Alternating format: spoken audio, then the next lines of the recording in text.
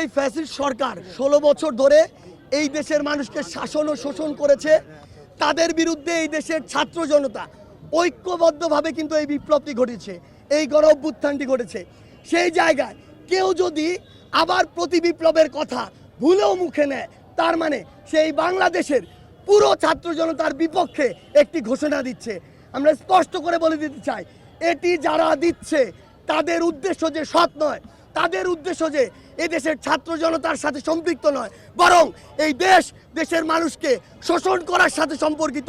দেশের বাইরের কিছু অপশক্তিকে তাদের কিছু স্বার্থ হাতে তুলে দেওয়ার সাথে সম্পর্ক।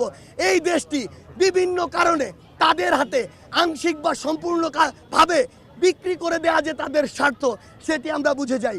আমরা স্পষ্ট করে বলি, কেউ যদি পুনরায় আবার এই সাহসটুকু করে যে এই বাংলাদেশে আবার ছাত্র জনতার এই বিপ্লবের বিরুদ্ধে প্রতি বিপ্লব করার চেষ্টা পর্যন্ত আমরা দেখি, আমরা বলে দিচ্ছি 5ই আগস্ট দেখেছেন, এরপরে যা দেখবেন তা দেখার জন্য ছাত্র জনতার পক্ষ থেকে যা হবে তা দেখার জন্য আপনাদের অস্তিত্ব থাকবে না।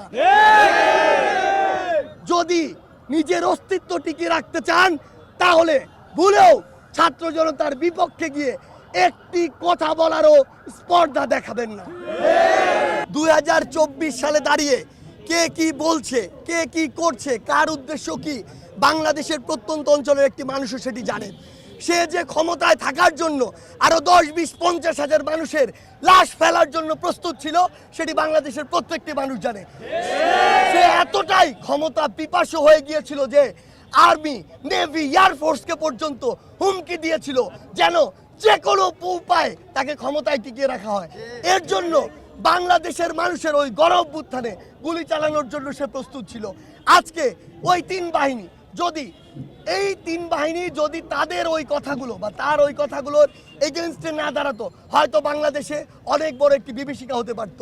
কিন্তু দিন শেষে আসলে এই যে গণ অভ্যুত্থানটি হয়েছে, এই যে বাংলাদেশের নতুন স্বাধীনতা এসেছে, এটি আসলে রক্ষা করেছে এদেশের জনগণ। সেদিন ঢাকা শহরের প্রত্যেকটি প্রান্ত থেকে যদি লক্ষ লক্ষ মানুষ রাস্তায় না নামতো, এই সংখ্যাটা যদি হাজারে হতো, ওই খুনি হাসিনা ওই বিভিন্ন ফোর্সকে বাধ্য করতো যেন গুলি চালানো হয়। সেই জায়গা থেকে সে যখন ভীরু কাপুরুষ চোরের মতো, খুনির মতো দেশ ছেড়ে পালিয়েছে, তখন তার তো আর কিছু বলার নেই।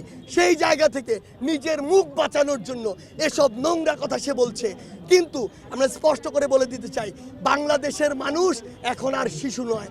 বাংলাদেশের ওই গ্রামের মানুষ এখন যা বুঝাবেন তাই বুঝবে, এই দিন আর নেই।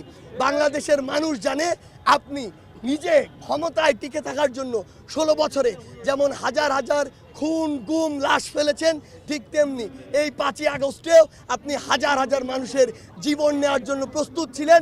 আপনি একজন খুনি, আপনি খুনি শেখ হাসিনা।